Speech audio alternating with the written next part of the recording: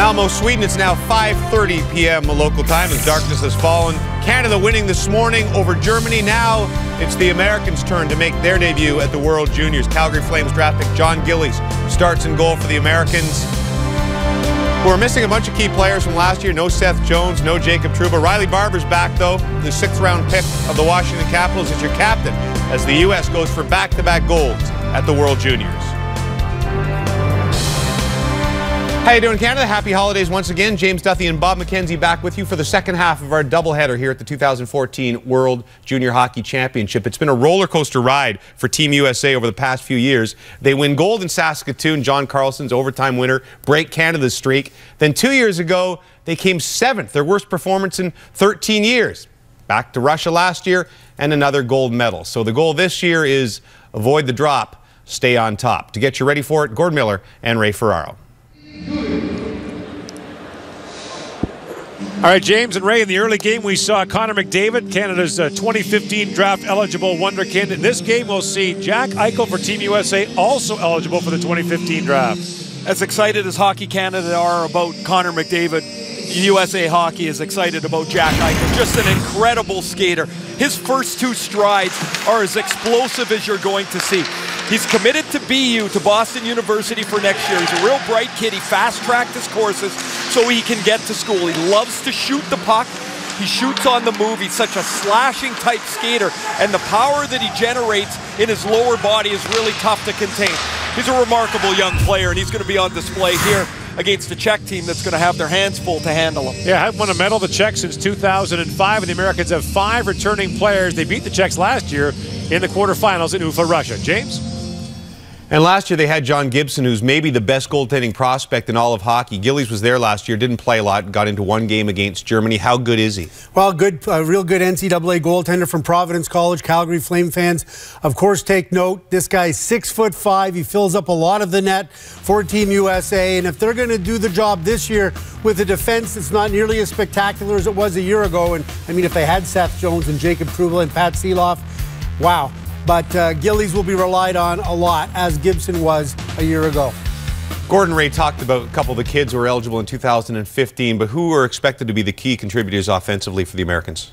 Well, Riley Barber is a guy that's going to get the job done. He's the captain. He's playing on the top line with Dan O'Regan and Nick Kerdiles. And he was an important part of last year's World Junior team in the Miami University product, who's a Washington Capital prospect. He will be front and center in a lot of what happens. Eichel, of course, who Gordon Ray mentioned. He'll be playing with a couple of guys well familiar to Canadian Hockey League fans. Adam Ernie from the Quebec League on one wing, and Ryan Hartman from the Ontario League, Plymouth, on the right side. And Gord mentioned the Czechs, though so much success at the World Hockey Championship, a struggle at this tournament. Last medal in 2005, last gold medal way back in 2001. They opened things up against the Americans. Remember, the Czechs are Canada's next opponent today. The 2014 IIHF World Junior Hockey Championship from Malmo, Sweden is brought to you by Chevrolet, Find New Roads, and by Molson Canadian, proud sponsor of Hockey Canada. Your starting goaltenders are brought to you by Chevrolet, Find New Roads. We talked about Gillies' 3rd-round pick of the Flames in 2012. And as Bob was mentioning, having a great season at Providence College, 10-1-3, .941 save percentage. Daniel Dolez goes for the Czech Republic, 19-year-old who plays in the Czech Extra League. Gordon Ray, have your call.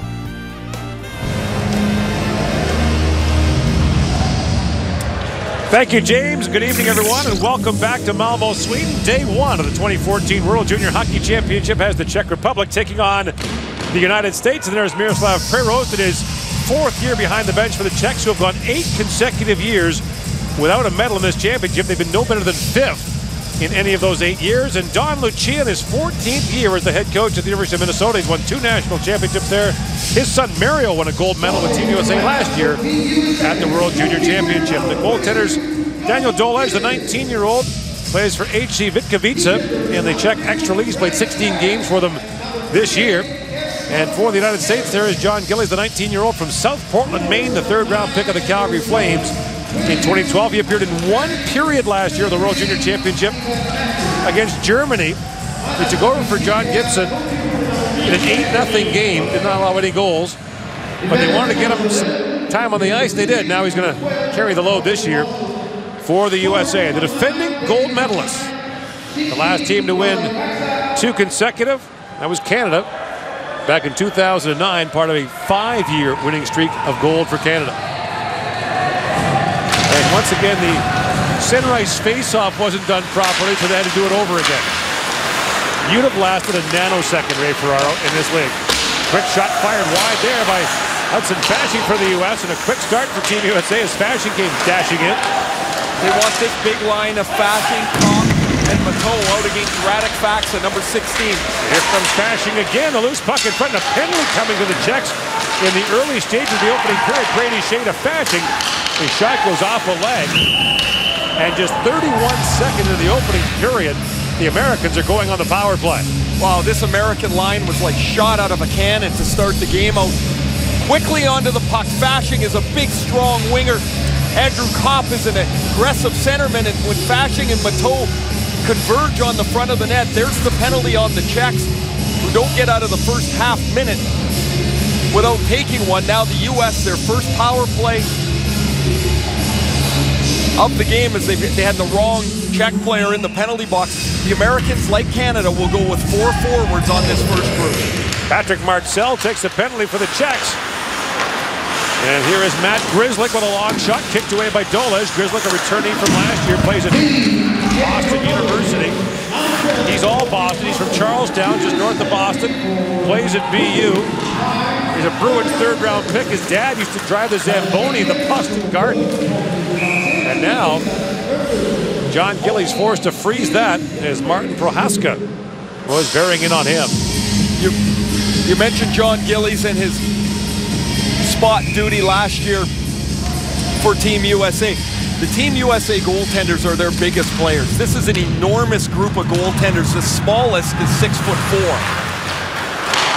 Now the backup today is Anthony Stolarz, who plays for London in the OHL. He's 6'6". The joke with Don Lucia was he said they'd be a good forward unit, and someone said, in what, basketball?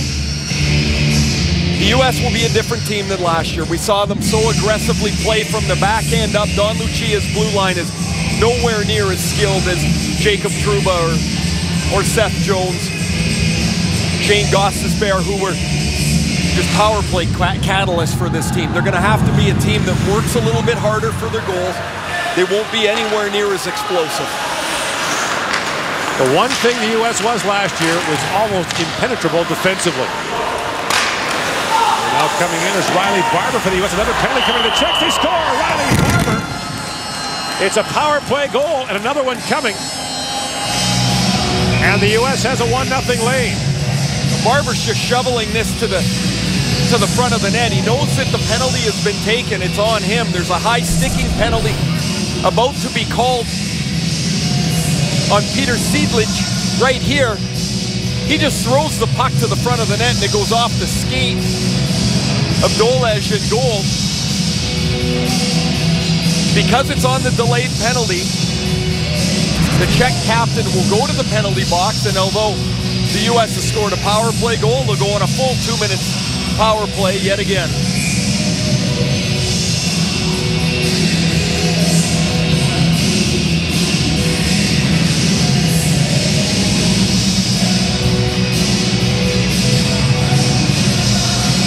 So Sheedlick goes off, and the U.S. with another 2-minute power play. As you mentioned, we'll get our first look at Jack Eichel, who centers this unit, along with Ernie and Hartman. Eichel from North Chelmsford, Massachusetts. And you mentioned he's committed to go to Boston University. It's kind of funny, the Americans had their training camp at the University of Minnesota, and they didn't have enough practice sweaters, so they borrowed one from the university and made sure that Eichel was wearing it, and texted David Quinn, the coach at BU, and said, hey, look, Eichel's switched, he's coming to Minnesota. Quinn didn't find that as funny as they did, strangely enough. Well, they'll be happy when he gets onto campus. Just a remarkable young prospect. He can just absolutely fly. And here he comes now, wearing the full face shield as an underage player. Hartman takes the pass, Eichel. Around for Ernie. Adam Ernie, who's battled the flu through a lot of the selection camp, didn't play in the pre-tournament games. A caution for Hartman. And Hartman drops that down. Eichel centers, and there is a tap in for Will Butcher. on the centering pass from Jack Eichel. Another power play goal, and the U.S. leads 2-0. Well, that didn't take very long. Excellent work by the United States on the power play as Hartman goes down to Eichel, and you see the overcommitment in front of the net to the slot man. That leaves a wide open Will Butcher coming down the backside. He's got a pretty easy one on a beautiful feed from Eichel, and 2 minutes in, the U.S. has 2 power play goals, and that's about as bad a start as the Czechs could hope for in a game where they're already under the gun. So Will Butcher, who plays for Denver in the NCAA, Colorado 5th round pick, has taken the U.S. to a 2-0 lead. By the way, the first tremor to go through this tournament comes from the other rink where the U.S. beat Norway 11-0 today. Welcome back. Russia. Sorry, what? Oh, it's Russia. You said U.S. It's sorry. Russia. Yeah, Russia beat Norway 11-0. So welcome back to the A pool, Norway. I mean, that they couldn't throw him. Switzerland or somebody. What a way to start. Hudson Fasching, who plays for Don Lucia at the University of Minnesota, plays on the top line there, picks up a loose puck in the corner. We'll get a chance throughout this broadcast to talk about Czech hockey and where it's going, but boy, it's been a struggle in this tournament for a team that won back-to-back gold medals in 2000 and 2001. Many factors have contributed to that, and they're just trying to rebuild the program again. Here's our first look at Pavel Zacha, number 13, who picks up the loose puck, and Zacha fires right on goal. Zacha, at the age of 16, is playing in the Czech Extra League, one of the youngest players ever to score a goal in that league. And he, too, is a 2015 draft-eligible player. Fired down by Steve Santini for Team USA. And the puck loose behind the Czech goal, picked up by Šidlik. He slides out ahead to Jakub Vrana. And Vrana looking for his own shoot-in. He plays here in Sweden for Linköping in the Swedish Elite League. So now Patrick Marcel, who took the first Czech penalty that led to a goal, goes ahead to Andre Kase. And that shot fired wide by David Kampf. Kase looking for it, but it's scooped up by Vince Hinostroza for the U.S. Hinostroza, who plays with Don Lucia's son Mario at Notre Dame in South Bend, Indiana. Centers him a lot of the time on the same line. Adam Ernie with it. I mentioned that Ernie didn't play either of the pre-tournament games here in Europe. He also got kicked out of one at Minnesota State. And of course, he's the man who hit Jonathan Drouin from behind in a Quebec League game in early December. He was Tampa Bay's second-round draft choice after they selected Jonathan Drouin with their first choice. Here's the steal by Eichel. Flips it back in front for Hartman. That dribbles down to Doles. And he'll hang on to that. Another nifty feed from Jack Eichel. Doles is able to cover the centering feed. We'll get a chance to see a lot of Jack Eichel. And when I first saw him, which was a couple of games ago in the pre-competition, what really was impressive to me was how quickly he could explode off a start. Whenever there's free ice in front of him, he's able to separate himself from the defender. And you have to remember, it being such a young player, his strength is going to get so much better over the next couple of years. His power will increase. When he gets the puck on his stick, he has such a slashing style of play, so difficult to handle already. A different player than McDavid. McDavid plays more of a finesse style of game. When McDavid gets the puck, you can see he's looking to move the puck quickly. He's got a great vision for the game. Eichel is more of a direct line power man. Radek Faksa, number 16, fires the puck down the ice for the Czechs. He's one of 2 drafted players that they have in their lineup. He's a Dallas first-round pick in 2012. Plays for Kitchener in the Ontario Hockey League. When he was drafted, scored 29 goals in his draft year, and the question has become with Faksa was, will he score a lot? Will he score at the NHL level? And since he was drafted, he scored 23 goals. So 29 in the draft year, and in the year and a half since, just 23 goals. But a big, again, good size, big, powerful kid, 6'3", over 200 pounds already. And with Jim Nill in charge in Dallas, you know, there's going to be a little bit of development time for him. Now a pile up in the crease as Barber was looking for the loose puck along with Dan O'Regan. That draws the attention of the Czech defense. Rodney Barber was a useful player on that energy line last year for the U.S. at the World Junior Championship. And here he's going to be on the receiving end of a setup play where Dan O'Regan will push it through the centerman's feet, and he wants to go right across the goal mouth to Barber. Barber drives to the far post, and if the puck's there, he's going to get it. And I got to tell you, I'm not real sure what the complications are on every face-off, but they're having a discussion with the U.S. bench every time. The Czechs are the home team. They get the last change. I think Lucia is trying to sneak players on the ice. But if the Czechs don't want to change, the U.S. can still put players on the ice, and the Czechs didn't want to change. Well, you make it sound so easy. It's really not a complicated rule. Matt Grzelcyk up ahead to Nick Kurdilis. And trying to find Hartman. That was a late offside. He's got to peel back. A cross ice pass into the feet of Prohaska. Backhanded down to the U.S. zone. Americans have won 2 of the last 4 gold medals in this competition. Nifty move by Kopp, who walks in and fires. Andrew Kopp with a great chance there. Michigan Wolverine with a terrific chance. Jakob Verana. Good shot and the save made by Gillies. Andrew Kopp is a Winnipeg Jets 4th rounder.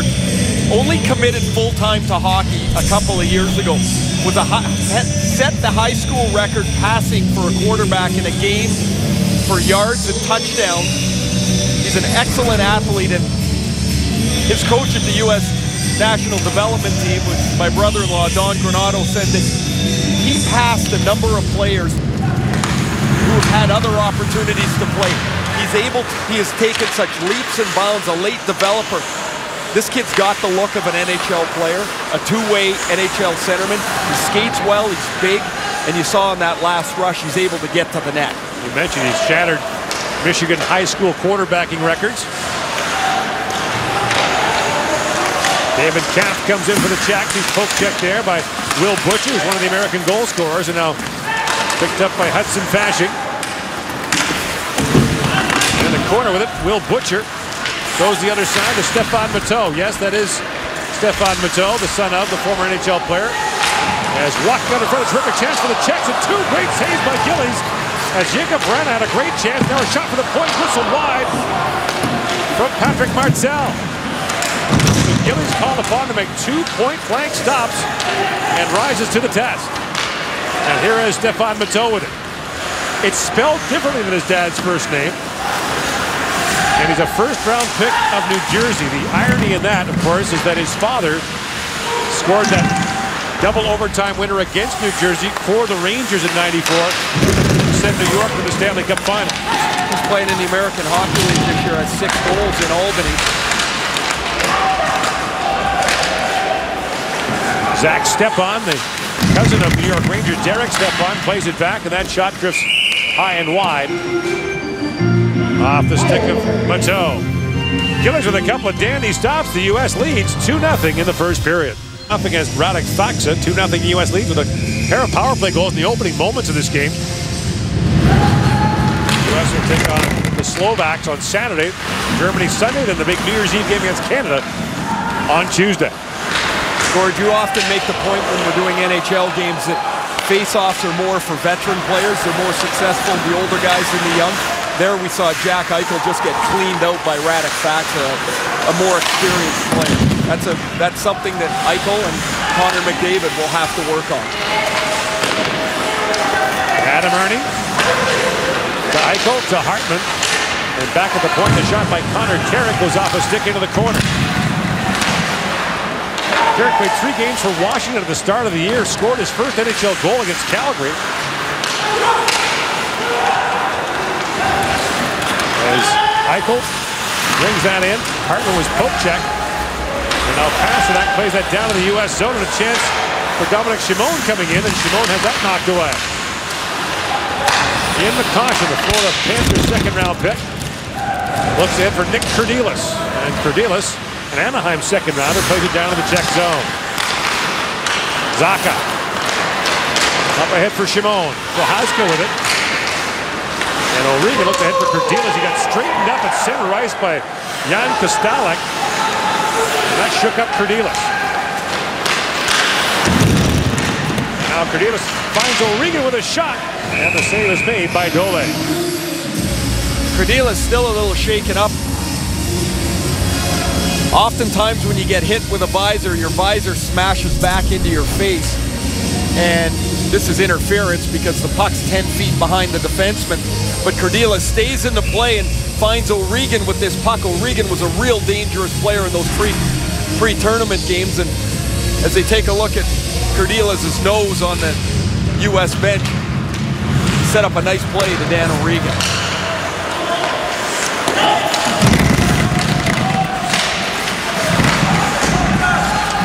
David Kampf with it.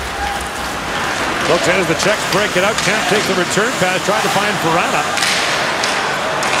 Now Cache looks for Vrana. That's knocked away. The pass for Fasching misses. And that's going to be icing against Team USA. That's Fasching, we mentioned, plays for Lucia in Minnesota. He's a LA 4th round pick in last summer's NHL draft. Boy, can he fly. And you look at the wingers that Los Angeles has on their team. Fasching is in that mold. They'll go straight up and down.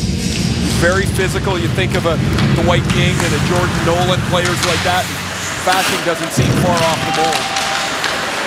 Now back at the line, a long shot taken by Patrick Zabrahal. And Zabrahal's shot stopped by John Gillies.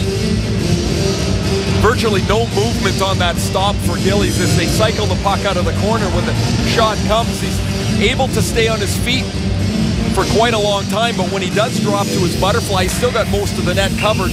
There he just swallows it up against the USA crest. 10.5 to go in the first period. Tommy DePauli knocks it out for Team USA. DePauli just took off the full cage. He lost a couple of teeth in that pre-tournament game up at Minnesota State. And has a date with the dentist when he gets back for a root canal. DePauli plays that down for Quentin Shore. Knocked away from him, and the Czechs are back the other way as the pass goes ahead to Wojciech Tomacek. The centering pass, no one there for it. And Stepan back the other way, fires that wide. Quentin Shore, University of Denver, just like two of his older brothers before him. Were both drafted in the NHL. Nick to LA and Drew to Florida.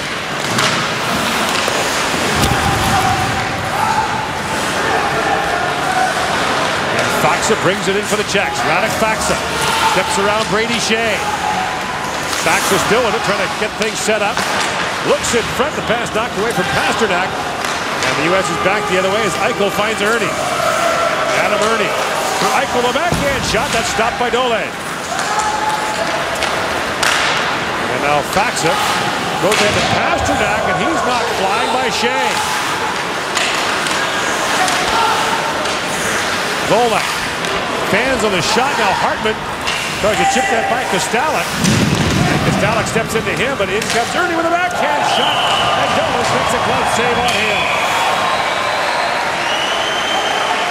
Well, Ernie took that puck from the forehand to the backhand quite quickly, and Dolej, with his best stop of the evening, as he robs Ernie on the backhand.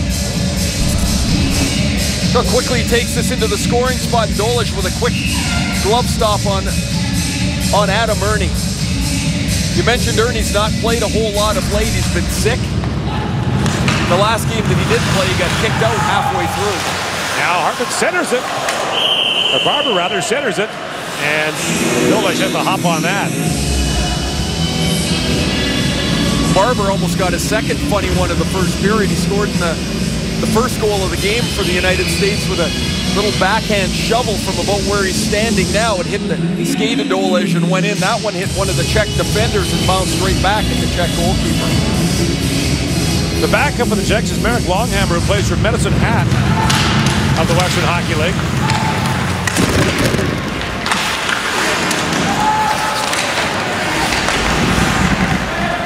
And here's Grzelcyk with it. Plays it back to Barber.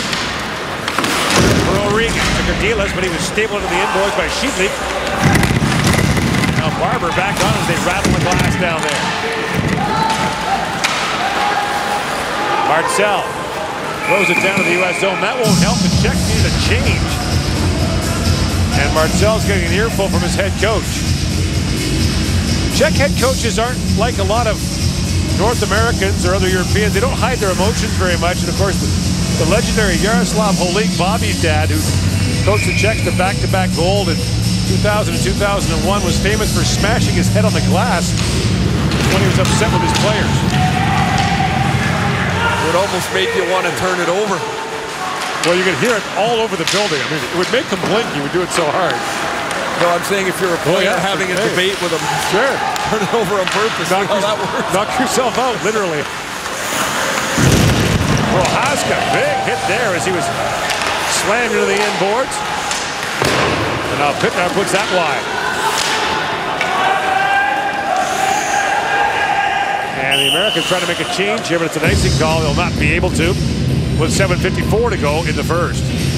Steve Santini, who was the top defenseman at the U18 in Sochi in the summer, closes hard on Prochaska and just flattens him into the end boards.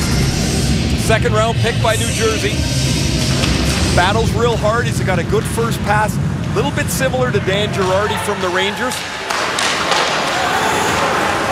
He'll play some big moments for the U.S. before this is over. Late pass for Fasching, it tied up there by Lubo Šulak. A chance in front for Shea, who pounded that high and wide. Fasching back on it. Batting there with Šulak. He banks it back to the point, and Carrick can't hold it. Connor Carrick, a Chicago native, was in the building this year when the Blackhawks raised their Stanley Cup banner on opening night. Not as a fan, he was playing for the Capital. Tough night for him. He was -3 that evening, but got 3 games up before he was sent back to the American League. Cordelis forechecking. The pass goes ahead to Tomacek. He's buried by Brady Shea. And Carrick back to pick it up. Carrick was a 5th-round pick of the Caps in 2012. Now Cordelis chips it in for Barber. Back to Cordelis. Nick Cordelis for Dan O'Regan. Back at the point is Carrick with a long wrist shot. Hit a stick and bounced wide. Cordelis on it now. 6.5 to go in the opening period. Czech got off to a dismal start in this game, and now Carrick walks in. A wrist shot that deflected wide. And now O'Regan back on it. Taken from him by Patrick Zahal. And the loose puck finally picked up and played ahead to Tomacek. He's lined up by Shea. Steps around him. Tomacek walking in. And Tomacek falls. Shea picks up the loose puck. And the Americans are off the other way. We've seen a lot more lenient calls than that be called. The wild slash by Shea as the Czech player got closer to the net, unpenalized. I think the players would probably prefer it to be that way than the way it was called pretty tightly in the Canada game here a few hours ago. And the shooting that goes over the glass and out. 2-0 the U.S. leads. You're watching the 2014 World Junior Hockey. Play just underway in Malmö, Sweden. The U.S. with a puck in the Czech zone as Vince Hinostroza works it around. And it rolls down to John Gillies. He'll hang on to that.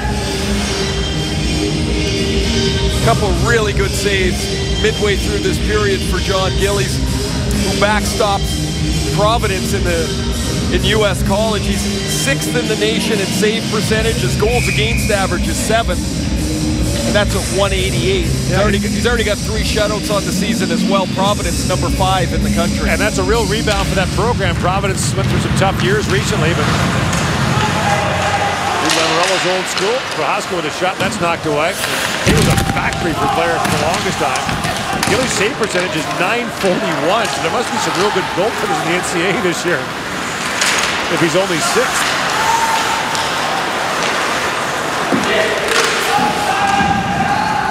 Zaka had that knocked away. And Michael Plutnar picks it up. Now Plutnar gets bottled up off the boards to Zaka. A pass knocked down by Hartman, and Eichel up ahead for Hartman. Ball's there with Prohaska. And it's scooped up by Shulak, who throws it at 3-on-2 for the Czechs. The centering that pass, though, taken away by Butcher and played back out to center ice to Hartman. In across the line is Ryan Hartman. Both teams are changing, bouncing puck in front. Eichel can't reach it. 4 to go in the first period. Also tonight, Sweden taking on Switzerland. The host team makes a debut in the other arena here in Malmo, the larger of the two. And high hopes for the Swedes. Coming off a silver medal performance. Last year they lost to the U.S. in the gold medal game. And what made that silver medal all the more impressive was the number of injuries that they had. And through those injuries, a lot of their players picked up all kinds of experience because they had to play big minutes. Oh, rolling puck in front, bounces away from Andrew Kopp. And back comes Verana with it. Jakub Verana, a 2014 draft eligible player. A lot of scouts have been talking about him. He had an excellent chance, one of those saves that Gillies made earlier. Shows some pretty good quickness going down that right side. Of course, last year the Czech star was Tomáš Hertl, who has been a star for the San Jose Sharks until he got hurt recently. And the Czechs are pointing to him as an example of a player who stayed in the Czech Republic the whole time, didn't come over to play Major Junior in Canada. Grizzlick centers a pad save by Dolej, rebound, fired right on by Riley Barber. And Dolej has got that. Closed captioning is brought to you by the Home Depot. Your Home Depot gift card gets you the gift you really want.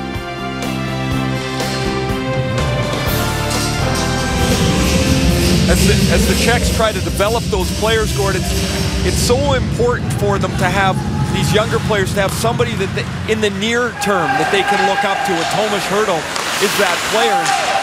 As they try to develop these players, they need them to stay at home to develop locally in their own country. And so many of them leave the country to go to North America.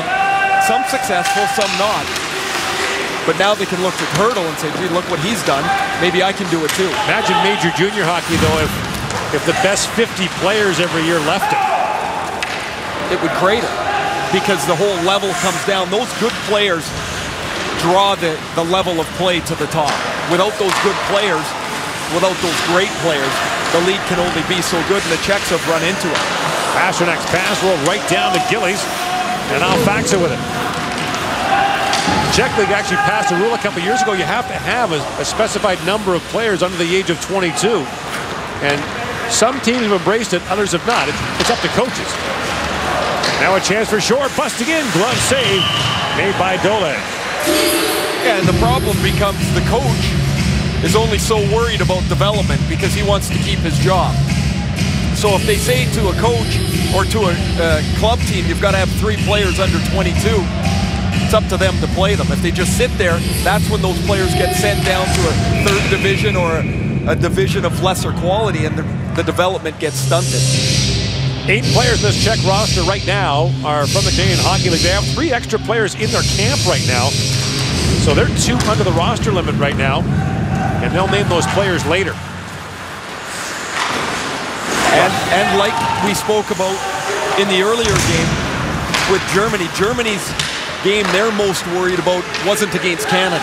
Right. The Czechs want to make sure they've got the right players, the healthiest players, and they will add those players as they get to a point where they feel that's the game they have to have. This is one that they might not think that way, although they've hung in here outside of the disastrous first 2 minutes. Tommy DePauli plays it back, and that shot from Steve Santini goes up and out of play.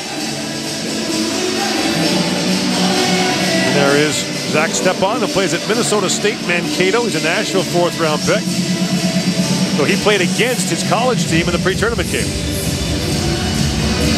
That would be awkward to play against your buddies who you've just, I mean, that's not even a trade because you're going back there. You were just there last week.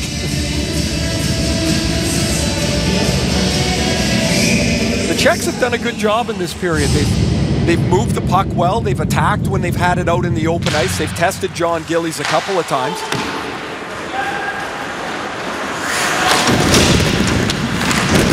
A minute to go in the first. They've got some dangerous players on the ice now as Verana's out there. And Marcel pokes that ahead. with Cachet, but Fasching takes it right. Cachet takes it right back, and then across the line he goes and plays it down behind Gillies. Shea to Carrick to Fasching. And Fasching goes rink wide, goes down to Mateau, who fires that down to the Czech zone. Dolej leaves it there, and racing to it was Fasching. Well, he gets around quick, doesn't he? He's had an impressive first period. So strong, and when he gets to the puck, he leans on it heavy to knock off.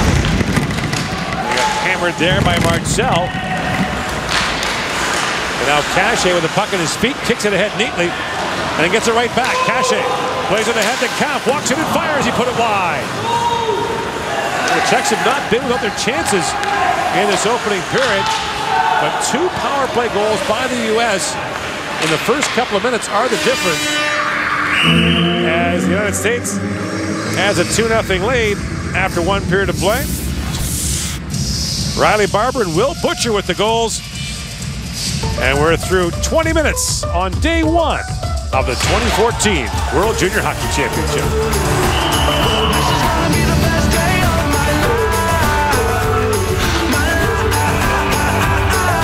Chevrolet, find new roads.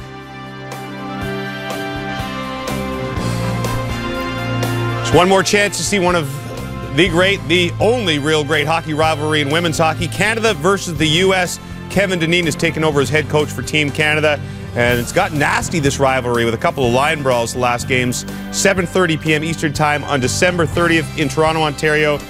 HockeyCanada.ca for tickets if you are in that particular area.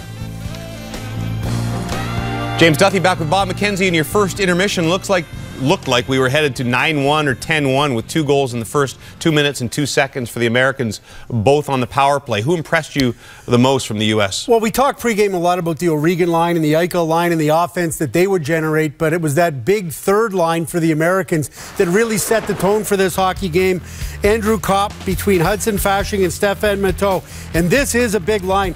Look at Fasching, 6'2", 200 pounds, an LA King draft pick, go figure, cycling out from the corner, drawing a penalty very early on, and then it's Kopp, a Winnipeg Jet draft pick, who comes in and makes that nice play. So Gordon Ray alluded to it. The Americans are a deep team. They've got a lot of firepower up front, but that third line in particular with Mateau, who plays in the American Hockey League, and Kopp and Fasching, who play in the NCAA, that's a real good line. And yet they settle in, the Czechs do, and actually almost outchanced the Americans the last half of that period. Jakub Vrana looks extremely dangerous. Yeah, number 15 for the Czechs, and every time he's on the ice, it seems as though the Czechs are in the other team's end, trying to make something happen. Vrana's an interesting guy. He's draft eligible this year, certainly expected to be a first-round pick, and he helped create a little bit here, gets a real good shot on goal, rebound comes back to him and gets another opportunity. Plays in the Swedish Elite League. At least he split his time between the Elite League and the juniors. And the Czechs, while they have a tough time putting teams together in terms of winning teams at the World Junior Championship, they're never at a loss for great individuals. Remember Thomas Hertl, how well he played for the Czechs in the Calgary-Edmonton World Junior of a couple of years ago. And now you've got here Vrana and Pasternak, both draft eligible, both likely first-round picks for this year's draft, as well as the 16-year-old kid, Zaka, who is also, like Connor McDavid and Jack Eichel, eligible for the 2015 draft. Vrana led the Czech Republic at the 2012 World Under-18 Championships with 4 goals and 8 points in only 6 games in that tournament. A strong period for small-town professions. Butcher and Barber have your goals. The U.S. leads 2-0. First 3 shots, and it holds up as a 2-0 lead as we send you to the second, and Gordon Ray. Yeah, James, that first period looked a little bit like the USA or the Russia-Norway game there for a little bit, but the Czechs actually stabilized things midway through the period. Yeah, they did. Of course, there couldn't have been a worse start for them, as inside the first 2 minutes they give up this power play goal as Dolej funnels in Riley Barber centering pass. But Dolej settled down, including this wonderful glove save on Adam Ernie. At the other end, the Czechs had several good chances. Vrana and Kampf in particular had 2 that John Gillies was forced to push aside. The Czechs settled in and played a pretty good period of hockey. They were outshot 13-7, but they had enough good chances and their goalie made enough good saves that here they are in the game where they want to be, give themselves a chance here in period 2. Teams start the second period 5-on-5. And Sheedlik is back for it as Piranha plays it around. That pass is knocked down. Here's Fasching with a chance in the leg and went wide. And Connor Carrick steps up. He shoots through the traffic, and Dolej makes the stop on that. Now Pasternak ahead to Volek, and that's Dominic Volek, the son of David Volek, who scored a fairly significant goal for your New York Islanders back in 1993. Well, he better have scored it. The pass was right on the tape. Is that you? Of course it was. Oh. What do you think I would bring it up? Well, no, but I just never assumed you passed the puck. So yeah, no, it's a different player than his dad. David was a hard player who was hampered by a lot of back problems in his career. His son is playing for Brent Sutter, who we played with in Long Island, and has gone in and out of production. When he's been quiet, he's been real quiet, but he's been really hot of late coming into this tournament. He has been one of Red Deer's most productive forwards. David Volek scored the overtime winner for the Islanders against the defending Stanley Cup champion Pittsburgh Penguins in the '93 playoffs. In case Ray hasn't told you about that. But if you got time, we could get to it. I know every goal now. Can't believe I missed the assist. I'll tell you one thing. That series is an example of why they don't just look at what's on paper. I mean, we were outmatched in almost every place in that series, and somehow we're able to knock off the two-time champion. Now Schiedlich lays it down to the American line, and proof positive that a game played with a rubber disc on ice is going to be unpredictable. Here's Eichel with it. Americans are changing because Eichel buys some time, spins out of the corner. Here comes Jack Eichel. Nifty move. Thrown back in front as Ernie tried to play it there for Hartman. Now two Czech players collide behind the net. And one of them, Dominic Shimon, is very slow to get to his feet. Pounded back in by Santini. Schiedlich looks ahead for Prohaska, who had a step, but the puck was just out of his reach. And Butcher ahead to Hartman. Lions went ahead to O'Regan. And now Ernie back to Santini. Eichel dumped that check from David Nemecek. Fires it back to the point. Ernie with a shot that goes wide. Santini rattles that down to Eichel. Steps away from the check, but David Kauf picks up the loose puck. Kauf backhands it through the middle. Santini backs it back for Butcher. Ahead to Hartman, and Ryan Hartman finds Kauf. Even his shot was blocked by Shulak. Now the trailer, Carrick couldn't reach that pass, and it chipped back down to the American zone. The one thing the Czechs have done really well is not chase the puck so much in their defensive zone. Even when the U.S. has it deep, they seem to stay with their man very well. They pin to the end boards and then get back to the front of the net. They've done a good job against the U.S., who are a stronger physically team than they are. You know, just over 10 years ago, you could argue that the Czech Republic was the dominant nation in world hockey. The Czechs held the Olympic championship, the world championship, and back-to-back junior title.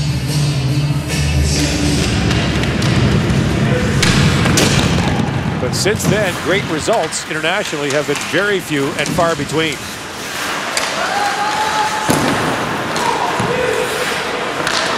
Part of that starts below this level, is putting enough players in the system to play here, to develop locally, internally, to become players that give their national programs depth. Right now, they've got some high-end players who just don't have enough depth to compete with some of the other teams. Sedlacek and a shot go wide. Now Brady Shea pounds that off the boards, up the center ice. Shore drops it off. Hinostroza works in, fan on it. Short comes in and fires it wide on the short side. Hinostroza peeling back, Vince Hinostroza for Quentin Shore. That backdoor pass for Carrick, who had pinched in, bounced off his stick. Now it's sent back in front, and it got by everyone and back down to the U.S. zone, where Gillies is back to play it.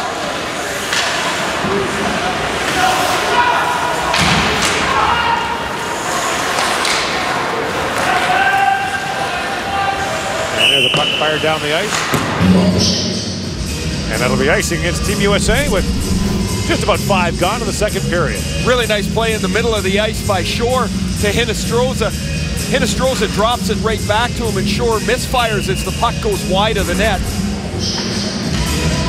Really good play through the middle of the ice. Quick strike, good support by Hinostroza through the middle, and Shore on the receiving end of it misses the net. Now Prohaska off the faceoff, couldn't get a shot away, and back at the point, that long shot taken by Plutnar. Gillies hung on to that. Now Plutnar's name ends AR. Normally in Czech that would be Ash, like Netscash. Right? So I asked, why is it Plutnar? They said, it's just Plutnar. Oh, there you go. Did you need to... I gave up. Like all these years you finally figure out the AR is Ash, and then it wasn't. Unless it's not. Unless it's not. Pasternak's shot goes wide. And Barber with it. He turns it over. Volek with a chance off the outside of the post. Big chance there for Dominik Volek. Well, there's not been any shortage of good chances for the Czechs. That's at least 5 that have been grade A chances. That one by Volek escapes the left leg of Gillies. Plutnar playing ahead. He plays for Tri-Cities in the Western League. Faxa takes a hard bump. Plays it ahead. Here comes Pasternak with it, waiting for help to arrive off the bench. The centering pass is knocked away by Jacob Slavin. Up ahead for Eichel. Jack Eichel in, hold, shoot. Save made by Dolage. Jack Eichel sets up yet another scoring chance for Team USA. The U.S. a little sloppy in their defensive zone as this cross-ice pass is just floated into the slot. It's deflected away, and Volek gets onto the puck and shoots it off the post. There's Jack Eichel's shot, stopped once by Dolage, and then good coverage coming back into the zone. And here comes Eichel again, dribbles that down on goal. And Kopp gets a weak shot away. Since that early weak goal against for Dolage, he has been terrific. He had no chance on the second U.S. power play goal, which came at the 2-minute mark of that first period. He's been perfect since that time. At the line, Santini can't hold it. And here's Butcher playing it back to him. Dolage trying to chop that down. It's centered. And Dolage had to get back at his net quickly. Kostelak, who plays for Rimouski in the Quebec League. Up for Prohaska with a long shot. That skips just wide. A little bounce and went just over the pad of Gillies. Then a long drive that goes high and wide. That time from Zaka. Centering pass, and it's stopped on the way in as Prohaska got a shot away, but it was blocked. Here come the Czechs again with another shot. Passes way up in the air. Prohaska battling for it. And Derek Shimon, or Dominic Shimon rather, has a chance in front. They battle away for it, and again Prohaska with a chance in front. And there was 30 seconds of great chances for the Czech Republic. The U.S. better put their work boots back on. They're simply being outworked by the Czechs here in this second period. Any loose puck in that U.S. zone over the last couple of minutes, the Czechs have gotten to it. Count tries to play that around. There's another away. Locked in by Cachet. Count for Cachet. And yet again, the Czechs win that battle for the puck. Now Carrick out the other side. Up ahead for Fasching, who lays that down. And Marcel up along the boards. Finds Cachet. Cachet with Ferrata. Cachet falls in front of Carrick. It's going to be a penalty against Team USA. Now Carrick steps into Schiedling. And some ill will ensues, but the Czech Republic down 2 will go to the power play when our coverage of the World Junior Hockey Championship continues. Connor Carrick in the penalty box at the tail end of this Czech pressure over the last couple of minutes. He takes a tripping penalty, and we'll get a look at the Czech power play. This is where the U.S. won the gold medal last year in Ufa. Their penalty killing was extraordinary. They allowed 3 power play goals and 28 opposition chances. But in the medal round, it was airtight. One of the reasons it was airtight was their goalkeeper was just outstanding. Matt Grzelcyk works in shorthanded. Steps around Schiedling. And now played back to the American line. And so far, nothing going for the Czechs on a very important power play. A chance to get back in the game, and you've got to think if they can light some kind of fire, their chances are pretty decent in this game. Well, they should feel good about it right now. They've outplayed the U.S. in the first 7 minutes of this period. This has been an uninspiring first 45 seconds on the power play, however. And now the change completed. Chulik taking his time behind the Czech net. Well, they ran off 15 seconds there working on a change. Shimon in across the line, trying to get set up and squeeze along the wall there by McCoshen. McCoshen couldn't clear out the first try. Then it's picked up by Zacha. Out the other side to Prohaska with a great chance a moment ago. The line, Shidnick with a shot that goes off a stick and out of play, and that face-off will stay in the U.S. zone. Real good battle for the puck with Dominic Simone and Ian McCoshen. McCoshen makes a nice pinch here, but Shimon stays on the puck. He's lost it once, he's lost it twice, yet he's the one that gets it back. It's that work that has kept the Czechs in this game. Shimon plays for Sparta Prague in the Czech Extra League.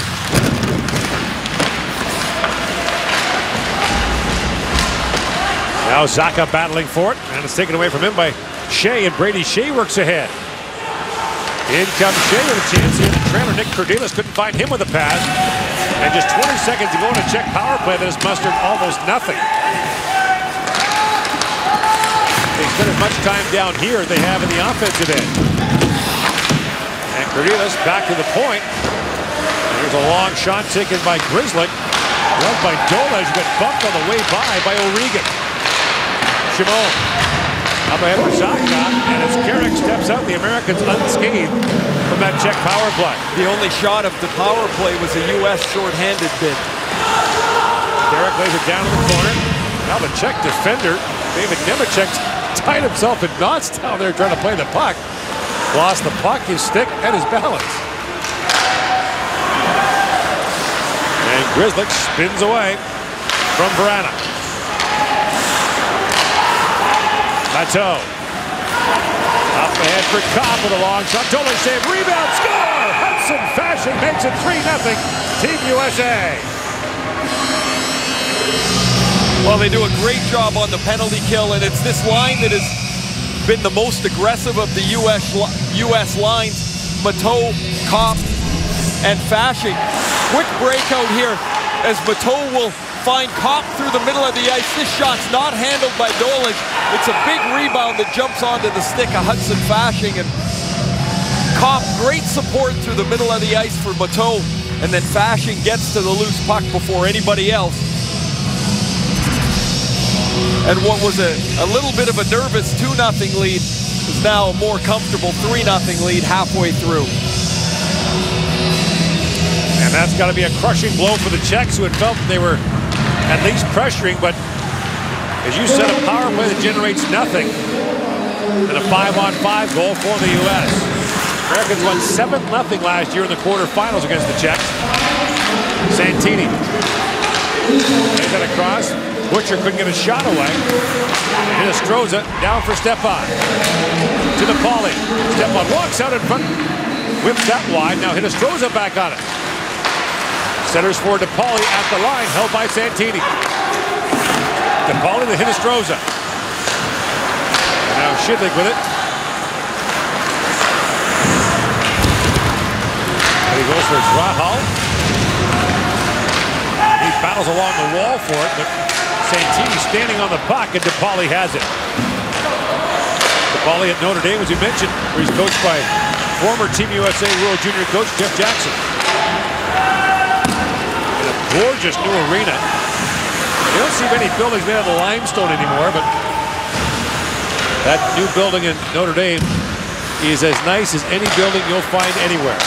The old one used to be connected to the volleyball court. They stopped the game because the volleyball would bounce over into the ring. So that would probably do for one. And Dave Poulin, a Notre Dame alum, would tell you about the fencing tournament next door and the beeping from the fencing going off all the time. So the field house is gone. And Carrick plays it back in for Team USA. Chicago Blackhawks had their training camp at Notre Dame this year. Radek Faksa works it in for Pasternak. Faksa trying to reach it. Hartman picks it up. Chance for an odd man rush as he's away with Ernie. Hartman Off of the puck in the corner. The Americans are changing back to the line. It goes. Grizzly with a shot. And Dolish makes the save and hangs onto it.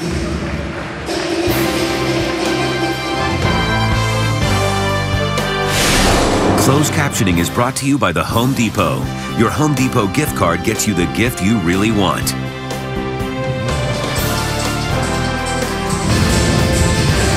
Back in Malmo in southwest Sweden. The closest city to Malmo is in Denmark, Copenhagen.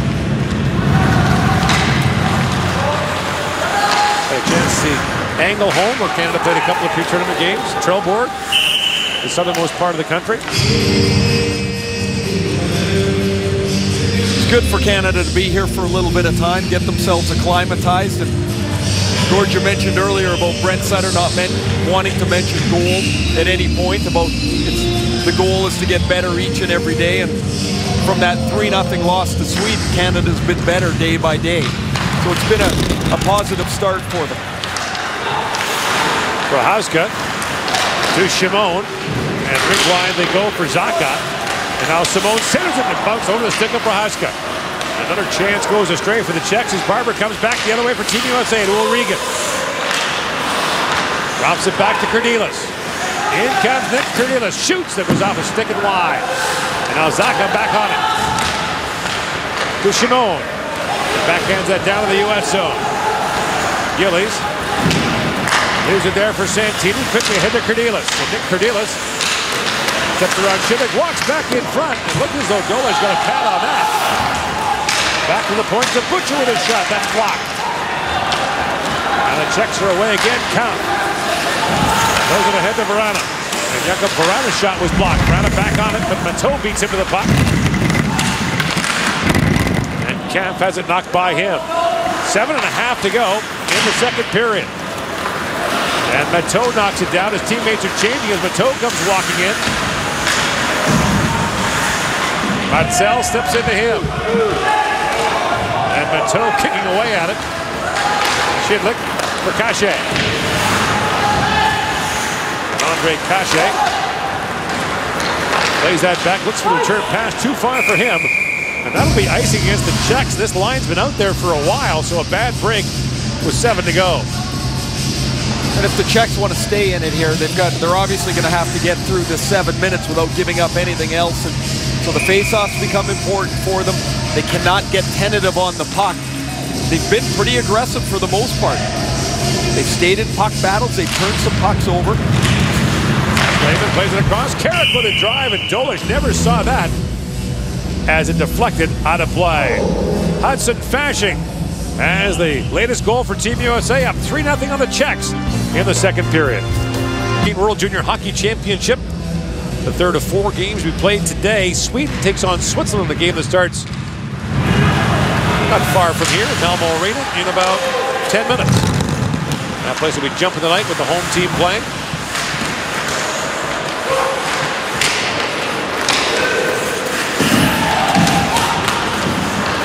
Shore has that played away and scooped up by Libor Shulak. And Shulak tied up behind the Czech goal. Quentin Shore got knocked down from behind and played the puck into the corner.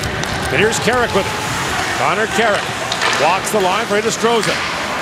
Rink wide, he goes for Slavin. To Shore. Back to Carrick. The pass missed him, but it's back out of the U.S. zone. Connor Carrick into Orland Park, Illinois, plays for Hershey in the American Hockey League. Now fired in by Slavin.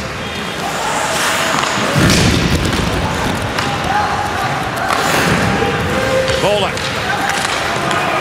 Look ahead, and Ernie knocked that away, and Carrick throws it back to the middle of the shore.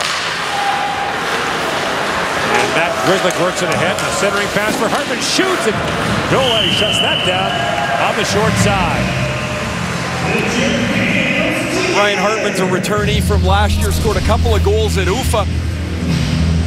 Real energetic player, takes a long cross-ice feed here for an excellent scoring chance, and Dolish is able to get across. Edgy, real hard guy to play against. I liked him last year on that third line role. That line was really, really important for the United States. Now Grizzlick a shot that pinballs through the traffic. Plays for Plymouth of the Ontario Hockey League. First round pick of Chicago.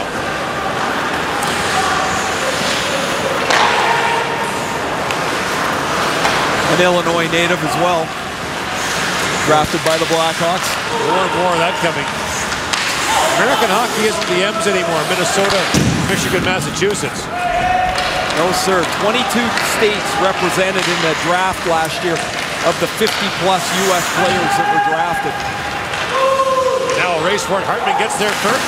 Sharp angle shot. Dolage has it barely and hangs on. We mentioned that last year the U.S. team that won the World Junior had players from 11 different states.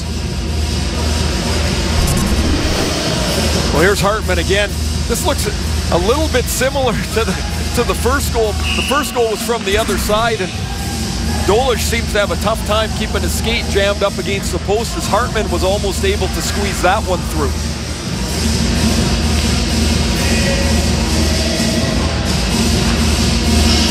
U.S. will play the Slovaks Saturday, Germany Sunday, and Canada Tuesday. The Czechs have Slovakia on New Year's Eve. Wow, Kopp is having a field day on the faceoffs. He's 9-2 on the draw in this hockey game. And now Fasching steps up to disrupt that pass, and Schillich has to retreat. He's got Kopp all over him. So the 2014 version of the grind line goes to work for the U.S., and now Kopp comes back the other way. Bateau turns it over. Cachet couldn't find the handle, and now Kopp looking for it. And it's banked out by Fasching. Loose puck in front. Cachet can't get to it, and Butcher throws a long pass ahead for Kopp, but it misses.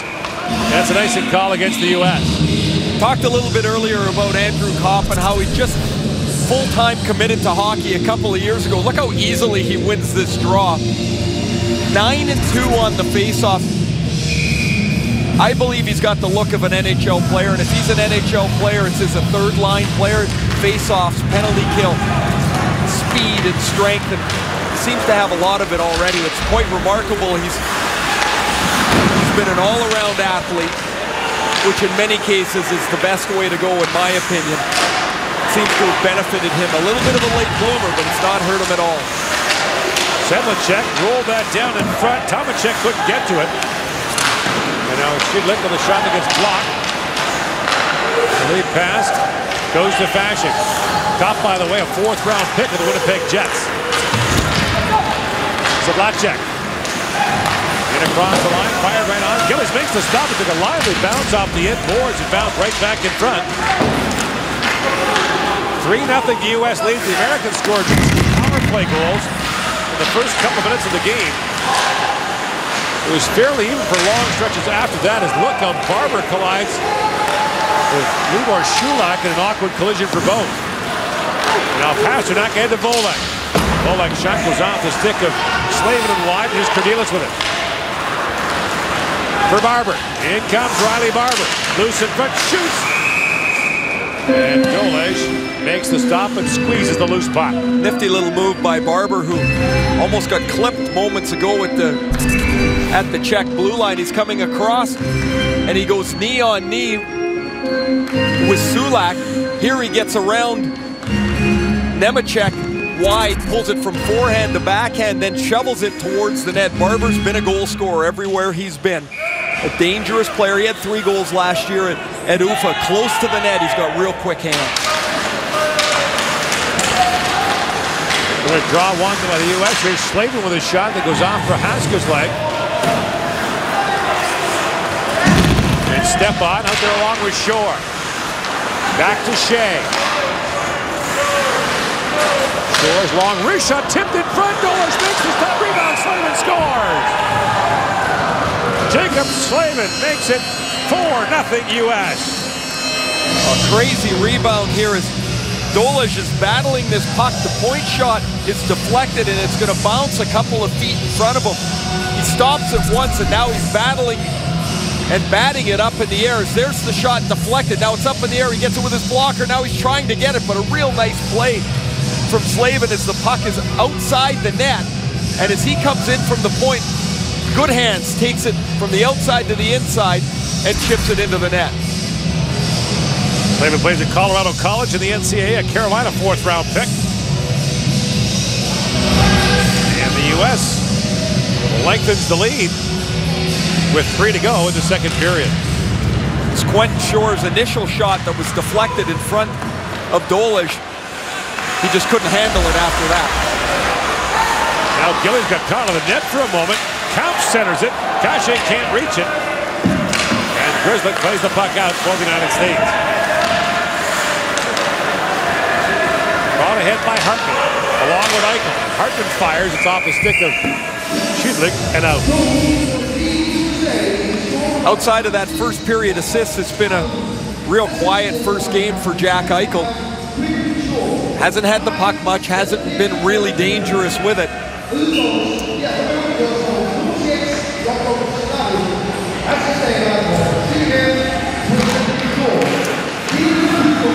So that's Slavin from Colorado, Slavin of Colorado College, from Shore of DU, Denver University. In case you're scoring along at home in Colorado. They're not friends, those teams. No. Always one of the oddest things when teams get put together. Now Kopp with a chance rolling in front. Dolish gets poked in, as does the puck. And the official immediately waves off the goal. 2:07 to go, a face-off back in the Czech zone. The thought is that when the team comes together, every bygones are bygones, and sometimes they are, and sometimes they take a little bit to get over. Initially, as you see this goal waved off as Dolish gets pushed back across the goal line. Sometimes there are awkward moments. And Brent Sutter from Team Canada can tell you all about it in the '84 Canada Cup when the Oilers and Islanders were at the peak of their rivalry. Finally, he and Kevin Lowe had a meeting, and they got up and spoke to the team to sort it out because they weren't getting along. And for a long time for Team USA, the college kids and the junior players didn't get along. It's just impossible to win when you've got guys pulling in two different directions. Don Lucia's at a different time, perhaps, for USA Hockey. They have done such a terrific job generating enough talent to have a varied base to select their team from. But there will always be players on teams that don't get along. It happens all the time. And when you play against somebody and you're thrown together for a couple-week tournament, it's more likely than less likely that there will be somebody that doesn't quite get along. There's Butcher with a shot that flutters wide of the goal. Sedlacek gets to it and finds Volek. Now Volek shot way wide of the goal. And Kostalik back at the point, has it blocked. Here's Hartman. Looks ahead for Eichel. The pass just out of his reach. And it's icing against the U.S. Now there's the difference of the no touch as opposed to the hybrid icing. That wouldn't have been blown down on hybrid icing, as Eichel was out in front of the pack and would have been able to get to the puck first.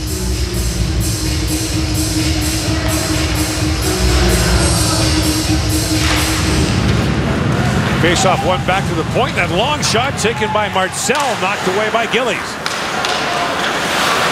Ernie had it taken away for Prohaska. Works that down to the American zone. And Zaka couldn't get to it. Hartman for Ernie. And lifted high in the air, not far into the ceiling here at the Estadio in Malmo. A very low roof. There was a clock hanging from the roof that they took down for the tournament, a small clock, but it would have intruded into the play quite likely. And the final minute now, the second period, as Hartman comes in and just pace Patrick Marcel into the end boards. And we're going to hand pass called against the U.S. and the face-off will come outside. 38 seconds to go. Two Swiss referees working the game tonight. There is Daniel Stricker.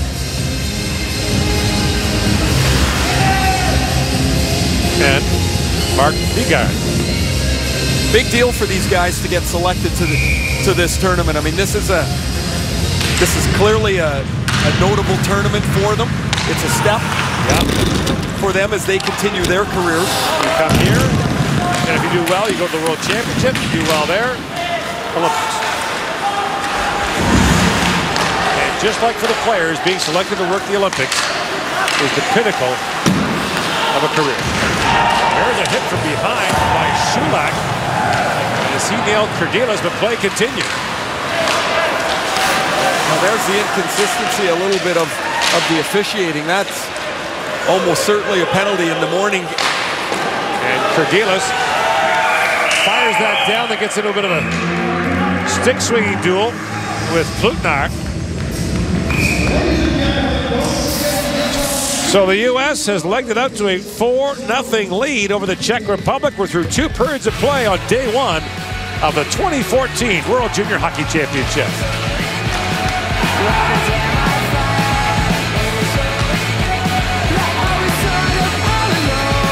Back with your second intermission, the U.S. in complete control. Hudson Fasching with that third goal, and a remarkable young man on and off the ice. Has a younger brother and sister, both teenagers, Cooper and Mallory, who are both severely disabled. Can't talk or walk, basically require round-the-clock care. Mother Shannon, Father Rick do most of that, but that was a big part of Hudson's upbringing as well, and has had an effect on his hockey career. Well, absolutely. It was very difficult for him to leave home to go to the U.S. under-18 program in Ann Arbor.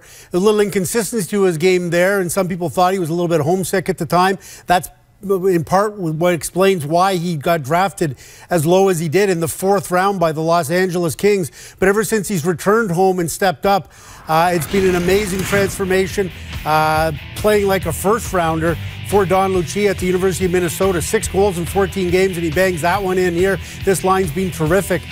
Big, strong guy that can skate and put the puck in the net. He's a true freshman in terms of being an 18-year-old at the University of Minnesota, but he's on the first power play. He's generating primetime offensive minutes and really looks like a terrific find for the LA Kings. And maybe it is just the fact that going home as he enrolls in a school that's 18 miles from his hometown of Apple Valley, Minnesota, closer to family. The Czechs are in trouble, but as Gordon Ray noted, their big games will come against Slovakia and Germany to try to assure they finish 3rd in this grouping. Who do you like from the Czechs so far? Well, number 13 in red, Pavel Zacha. Remember that name. This is a 16-year-old kid. He's 6'3", 200+ pounds. Same age as Connor McDavid, 2015 draft eligible. Big, strong kid, and he's been something of a phenom in the Czech Extra League. He plays as a 16-year-old in the league against the men. In his very first game in the Czech Extra League this year, he scored a goal. Of all the players that are on this team, he's got 4 goals and 7 points. That's the most of any under-20 player playing in the Czech Extra League against the men. He's got his own website. He's got corporate sponsors. I mean, this kid is a really big deal in the Czech Republic. And toss one more name into the hopper, and it's great to watch the games today. We've got Jack Eichel, who's actually a year older than both Connor McDavid and Zacha. But these guys are terrific young players, and the scouts are pretty excited that they're getting a preview not only of the 2014 draft with guys like Varan and Pasternak in this game, but also guys like McDavid and Eichel and Zacha for the 2015 draft. And you said it's so unusual. It is a 19-year-old tournament. They're supposed to be 18, 19-year-olds, and here you have 3 guys that are not eligible for another year and a half, making big contributions to their teams early on. It's only day 1 here at the World Junior Hockey Championship. And the U.S. in control, up 4-0 over the Czechs. 3rd period, still ahead here on TSN. Here is your 2nd period scoring summary. It's brought to you by Sport Check. 4-0 your score. Remember, the Americans beat the Czechs 7-0 last year in the quarterfinals, so that would be 11-0. Solid math, James, over the last 5 periods of play. Gordon Ray, have your call of the 3rd. Boy, he's sharp, huh? He really is on it. Team USA coach Don Lucia talked to us before the tournament about wanting to do little things right. That in tournaments like this, at the end of it, the little things you did right at the start of it pay off. You're seeing that from the U.S. tonight? Yeah, we are. It's slow for them. It's been, it hasn't been a domination type game for them, but where they've really carried the day is in the face-off circle. We talked about Andrew Kopp, who is 10-2 in face-offs in the first 40 minutes. The United States have won 29 out of 48 draws. They've controlled the puck off the draw, and I think part of that is that they're a little stronger physically than the Czech centerman. I mean, Radek Fax is their one centerman that should be good on the draw there. He just gets cleaned out by Kopp again.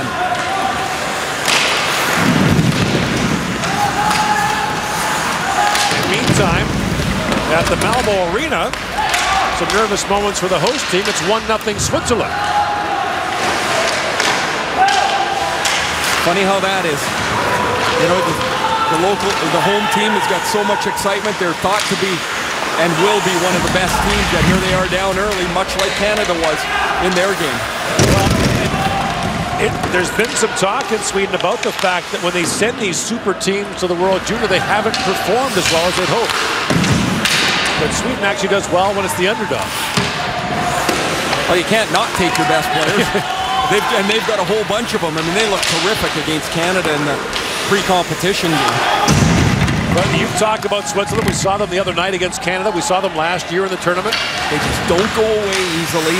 They check. They get good goaltending, and they'll be milking that 1-0 lead for all it's worth. Zacha tried to play that ahead for the Czechs. And here's O'Regan with it. And O'Regan ahead for Barber. That shot hammered wide. Now Barber back in front. And here's Cordelis with it. Spins and shoots and pinballs down in front. O'Regan, the backdoor pass with Barber, and Barber shoveled it wide. A really nice play by O'Regan, a San Jose draft. About the same stature as Joe Pavelski. He makes really good plays, man. Cordelis got hit again in the corner. He's having a rough afternoon. Remember in the first period, he got thumped and his visor went back into his face. Then later in the second period, he got into a confrontation where he was shoved backwards into the boards. And now he goes into the corner here, and he gets it again, this time from Libor Sulak. Been a tough evening in game 1 of the tournament for Nick Cordelli. Just after 7 o'clock local time here in Malmo. Eichel up ahead for Hartman, bouncing puck for Eichel. That was knocked away from him and now fired back in by Ernie. Here's Jack Eichel on it. Shields off to Stalak and finds Hartman. Back to Eichel. McCoshen steps up, winds and fires, and Dolej knocked that away. Now back in front, Dolej with another long shot, this time off Griswold's stick.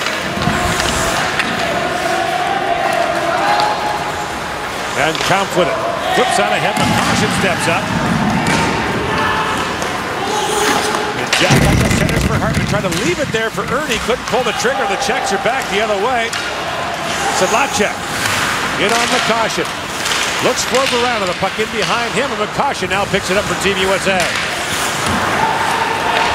Strahlhal had that knocked away. And Shidler through the middle. And the pass knocked down. Here's McCoshen back with it. Into Hudson, Wisconsin, fires it around.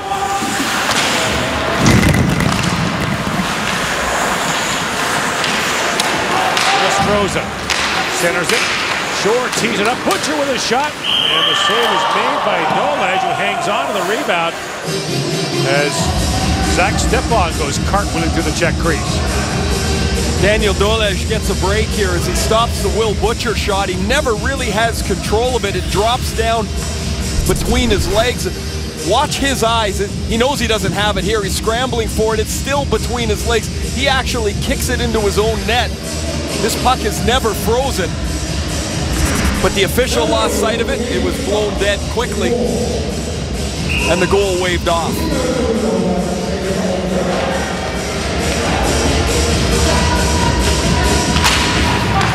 Faxa wins that face-off away from Hinostroza. And Pasternak battling for it. He finds Faxa. Up ahead trying to get to Volek. And the pass too far for him. Here's Will Butcher with it, being watched by Faxa.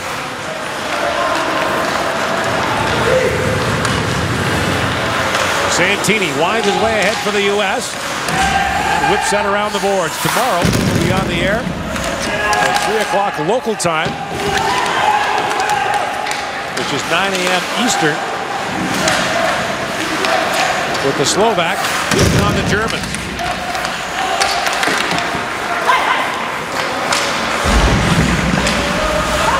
8.5 minutes into that game at the Malmo Arena. It's 2-2, Switzerland and Sweden.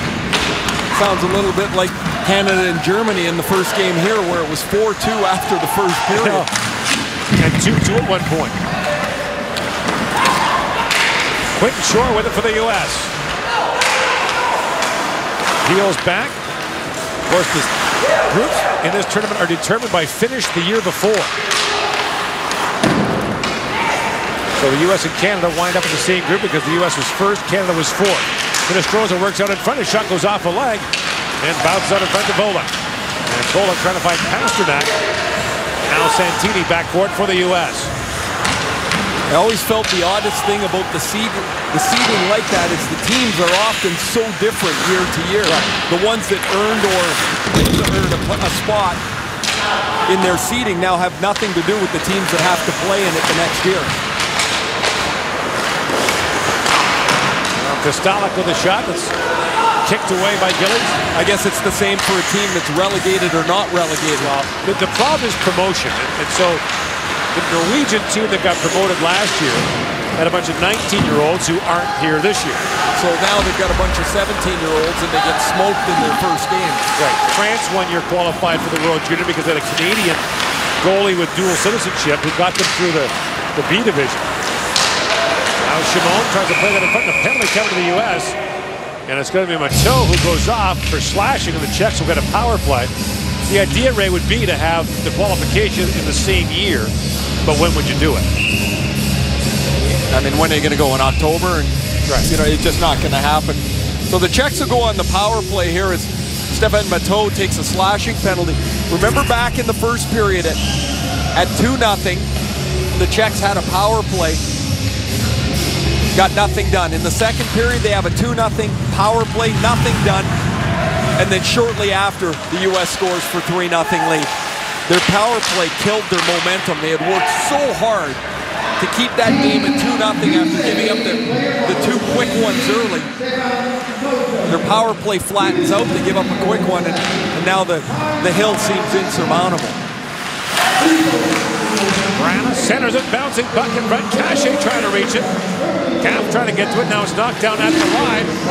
Score! Michael Kluknar on the power play, and the Czechs are on the board, down 4-1. Wow, does he powder this?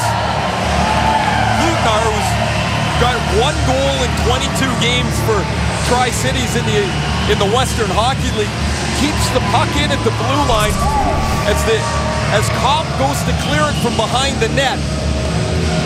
He ends up shooting it right into the midsection, and then nobody can get out quick enough. Jacob Slavin gets out. Watch him race out to try and block it. He can't get there. Gillies is going to have this either hit him or go in the net. And Plutnar has broken the shutout. In his 3rd year with Tri-Cities in the Western League. So there's the power play goal they needed so badly in the second period. That's an hour late. I mean, it's amazing how a special team can turn the game. The U.S. get that kill. They pick up a little energy and get the quick goal. The Czechs flattened it out. Now Tomacek shoots and Gillies makes the save up high on that. And now they're down at that time 3-0. Regan battling for it. And at the line, Sedlacek can't hold it. Granila steps in behind him, takes the return pass. Barber, what a stop by Dole. Comes across and takes that one away. Loose in front again for Granila. Dole is down. And this time, Griswold can't hold the line. How did Dole keep that out? What a brilliant stop as he went right to left. As the American passed the puck back and forth on that 2-on-1. And he stretched out as far as he was going to go to make the stop.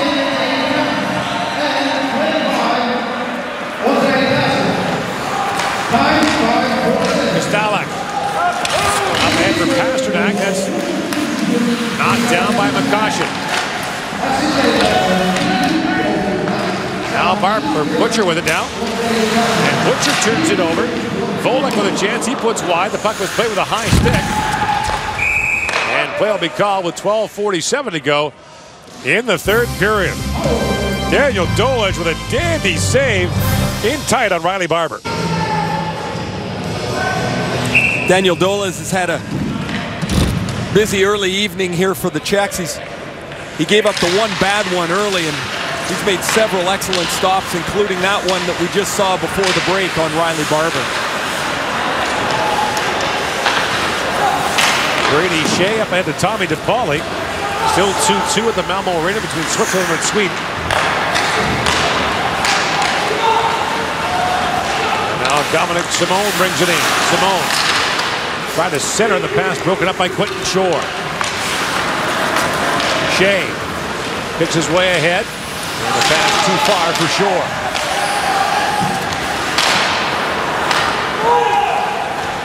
Actually, the U.S. has won 2 of the last 4 World Juniors. 4 of the last 5 under-18s. The spring under-18 tournament, which is the IHF event. Now, Canada and the U.S. have a running battle about under-18s because Canada sends its best player to the summer tournament, the memory of Ivan Holenka. The U.S. doesn't send its best to that. The U.S. sent its best to the spring under-18. The junior hockey playoffs are still going on then, so quite often Canada can't send its best player. There is no under-18 tournament, in other words, in which the best from Canada and the U.S. face each other.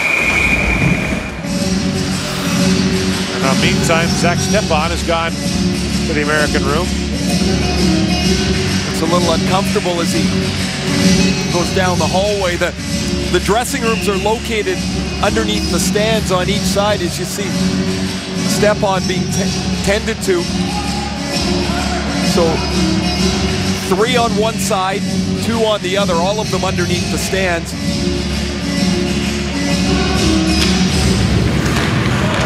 In what is a refurbished arena, and they've done a really good job with it. This is for the second venue here in Sweden, in Malmo, this is a terrific venue.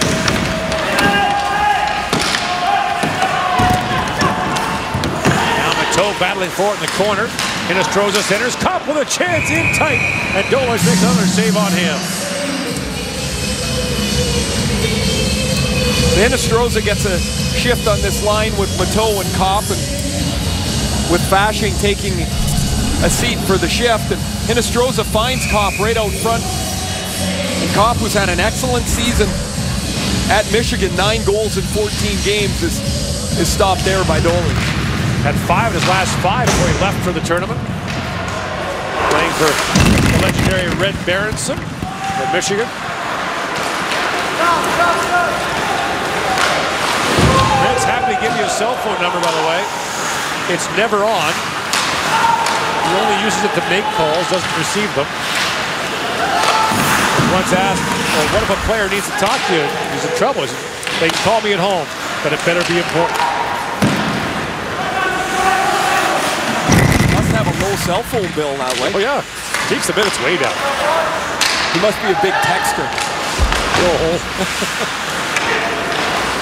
Centering pass for Hartman bounced away from him. I don't know if Red emails or not either. I call him at the office. Eichel centers for Ernie, a bouncing puck in front. That's intercepted by Schindler.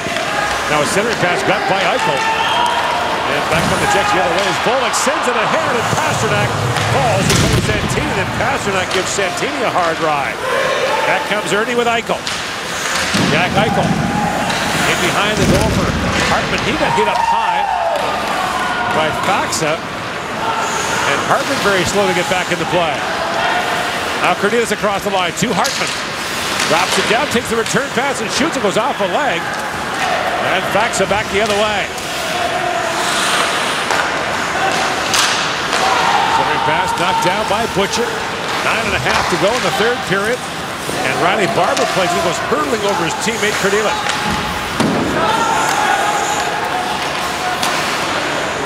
That pass too far for Sedlacek, and the faceoff will come back down to the other end. You see Pasternak shaking his head. He's out ahead of the pack. He's got a breakaway, and when he goes to cut to the net, he loses his footing and falls down. Pasternak plays here in Sweden and Södertälje in the 2nd league, or the Allsvenskan, 1 level below the Swedish Hockey League. A draft eligible this year. He's got 15 points in his 25 games. He's been dangerous a couple of times tonight. Plays on the right side with Radek Faxa. Faxa's had a real quiet game offensively, Gord. We talked about him just off the top, and the question of Faxa's future is, will he score at the NHL level? A 1st rounder by the Dallas Stars. In comes Kopp with a drive, goes off the leg. And now Saka on it. Saka plays that around. And Kopp back on it. And Kopp battling down low, wins the fight for the puck. And feeds it back to Carrick. Rolling puck bounces down in front. Dominic Shimon has it. Ahead for Prohaska. Martin Prohaska sends that to the short side of the goal, and Kopp has it for Team USA. Out for Barber, and Riley Barber spins off a check. Literally. Barber up to O'Regan. Once a game you're allowed to do that. Just once? Once. Zach had his stick tied up from behind by Cordelis, and the puck goes into the U.S. bench. And play call with 8:11 to go in the third.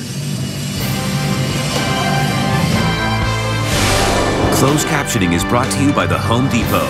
Your Home Depot gift card gets you the gift you really want.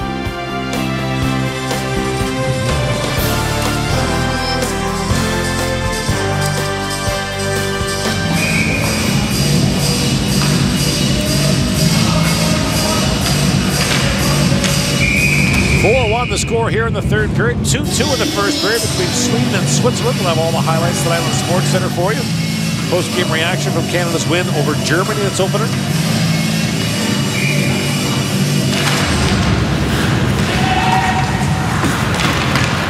Brent Sutter really liked their third period of that game. They felt they really were solid. They moved the puck well, didn't give up many chances. Now 3-2 Sweden in the first period of that game. It's a pretty familiar script, isn't it? Barber in, shoots. Dolish makes the save, and the rebound flipped over the net by O'Regan. The center pass broken up by Schindler. Czechs, of course, have Canada on Saturday, then Germany, then Slovakia. And if you missed it earlier, the new format in the World Junior this year. 2 groups of 5. The top 4 go to the quarterfinals. There's no more buys anymore. Gillies makes the stop in tight. So for the Czechs, the goal is to get to the medal round and do some damage there. The 2014 World Junior Hockey Championship in Malmo, Sweden. Gordon Miller, Ray Ferraro, to Bill Kareem and the TSN production crew here in Malmo, Sweden. Hope you're having a great Boxing Day back home. And for those who have endured horrendous weather in the eastern part of Canada, our thoughts are with you. Hope your power is restored and you're all right. Weather here is spectacular. Up around 9-10 degrees Celsius most days. There's no snow on the ground, green grass. We saw people golfing the other day. We have to angle home. Everybody's out running around the waterways here. They've got some beautiful running places to go. It's a very active lifestyle. Riding their bikes everywhere. And there's a look at downtown Malmo.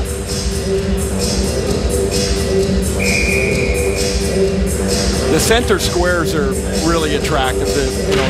In Europe, they're very, very common. And from our hotels, we walk through them. And Hartman hit the goalpost from out there. There's some pretty cool areas really close to us that we've seen already. And for the next 10 or 12 days or so, we'll get a chance to see more of them. Too bad the people are so unfriendly. The hand pass goal. Everywhere you go, people are offering assistance, and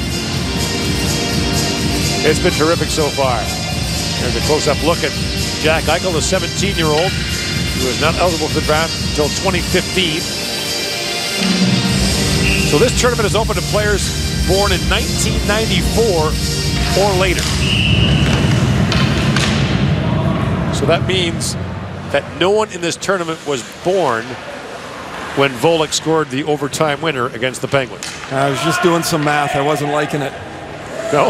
No, I was not liking it. Well, we were.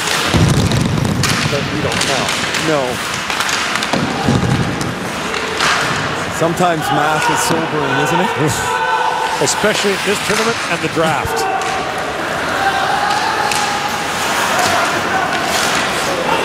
Now sent back to Hartman with a long drive. And Dolish makes the stop. The puck is still loose. Eichel back to Shea with a shot that almost took Hartman's head off and behind the goal. Dolish still down. The puck's caught up in the back of the net.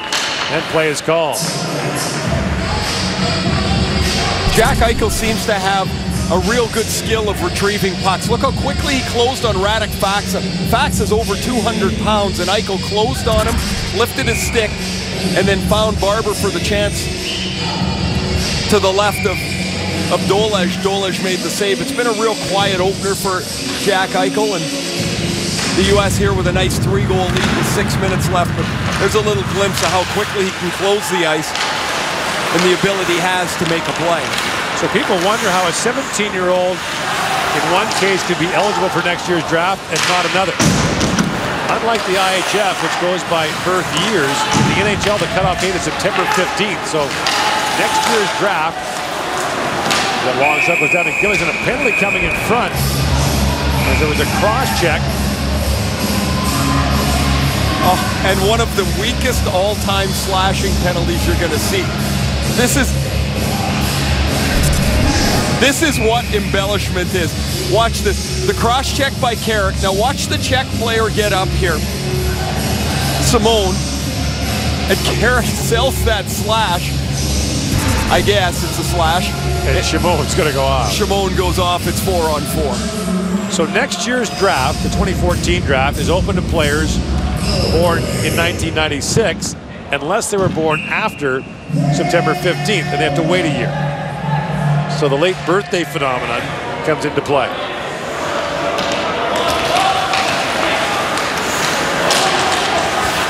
Because you don't want a 17-year-old playing in the NHL.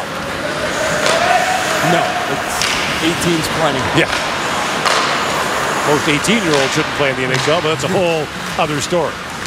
Riley Barber works in and shoots. It goes off a leg. Barber gets it back. And Dolej hangs on to that. Barber's had a good third period, been around the puck a lot. Scored early in the first period. First goal of the game on that backhander that he shoveled to the net. He and his line mates can be real dangerous. O'Regan is a real crafty player, and Cordelis has had all kinds of opportunities as well. And Plutnar picks up the loose puck for the Czechs.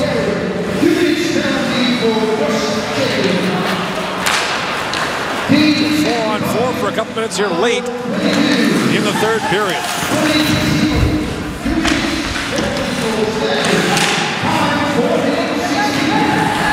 Hartman pokes that around Shidlack, walks in, Hartman shoots, and he whistled that wide. Grizzly, that backdoor pass bounced off Hartman's stick. He hacked that right on goal, and Dolej made the stop.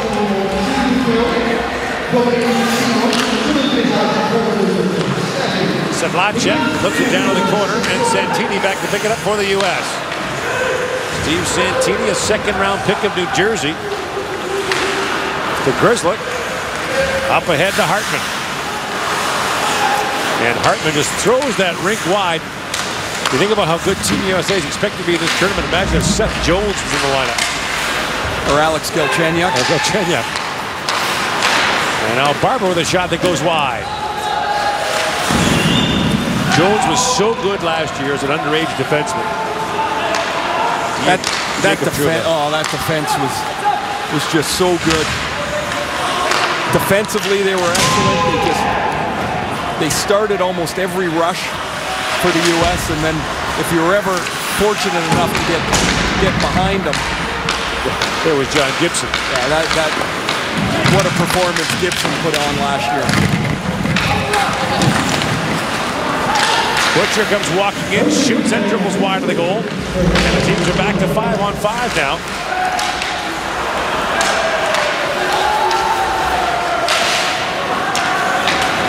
Centering pass with Barber missed. And Simone has it taken away. A caution up ahead for Barber.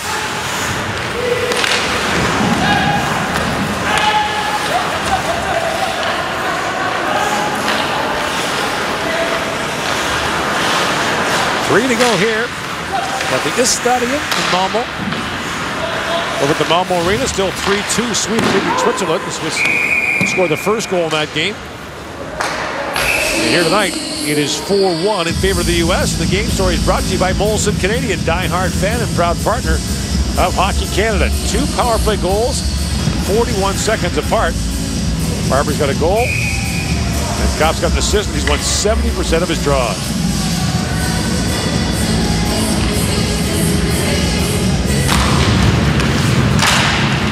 And off the face-off, Zacha fired that wide. And Chubik back on it.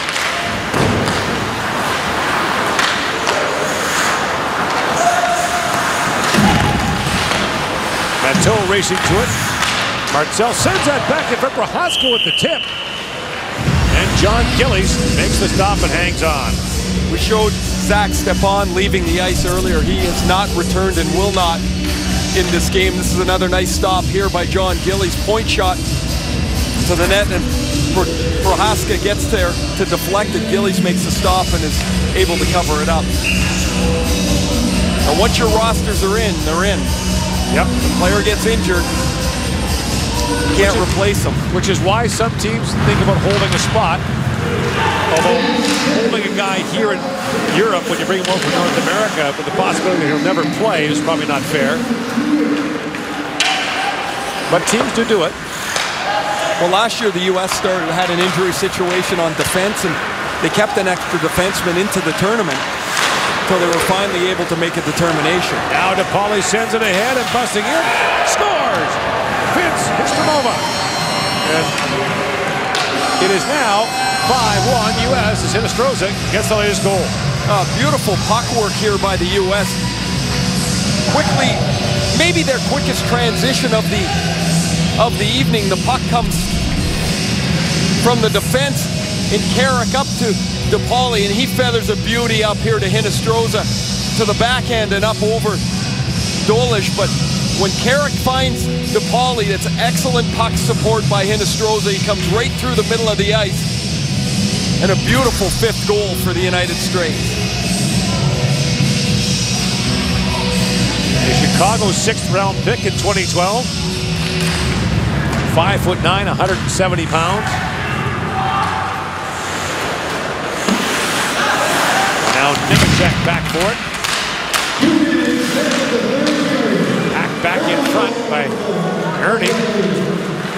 And Sedlacek back the other way. So the Czechs will regroup to face Canada. Last year the Czechs were 5th. I mentioned 8 straight years without a medal for the Czechs, and no better than 5th in any of those years.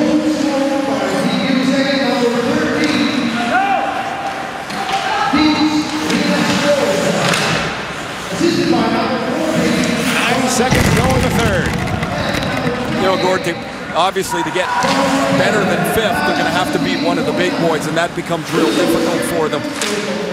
Eichel sends it rink wide, whistled wide by Hartman. You know, the Swedes are dynamite. We know Russia is going to be an excellent team. They scored 11 today on Norway. And there's Canada and the United States. So when they get to the next round, they have to look for a one-game sting to move into that spot. So you've got to beat the Germans, beat the Slovaks, get yourself into the quarters, and then you hope for the sting. And with that quarterfinal format, you get it more often than not. We've got another penalty call here with 49 seconds to go. Another slash called. And Nemechek is going to go off. Nemechek played for Sarnia of the OHL last year, moved to Saskatoon in the Western League this year. He has the initial hit on Matteau, which is fine. It's that slash over the back that earns him a 2-minute minor with just 50 seconds left.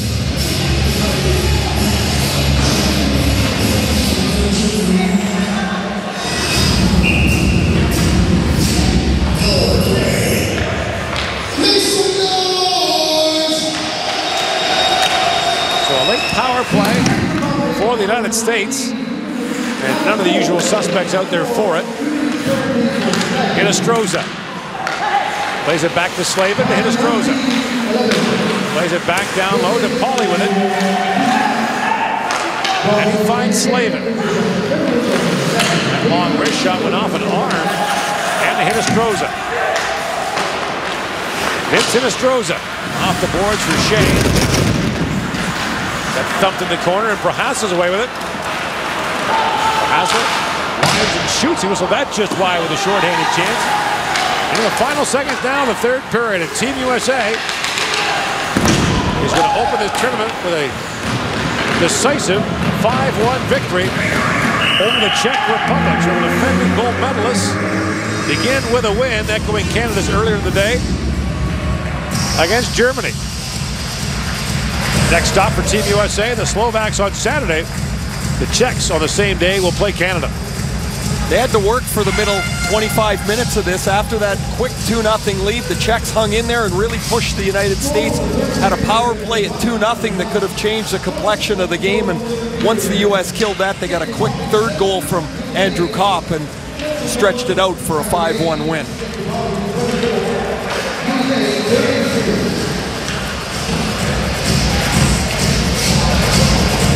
And we'll stand by now for the player of the game presentations and then the Star Spangled Banner.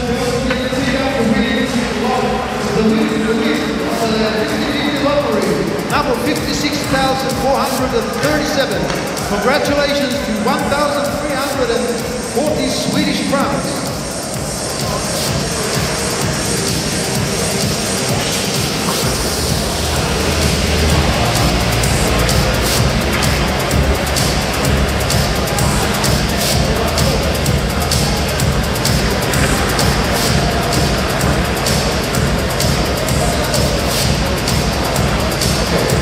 The best player of each team will be rewarded with a gift from the Malmö City.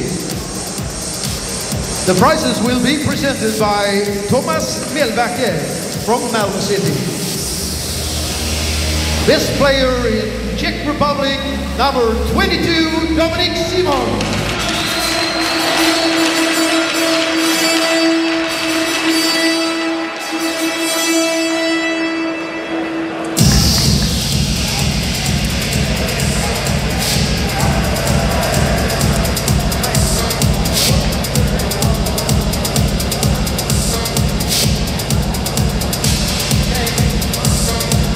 Best player in the United States, number 23, Stefan Muto. Stefan Muto is the pronunciation, who is the Team USA player of the game. And again, these are selected by the teams themselves.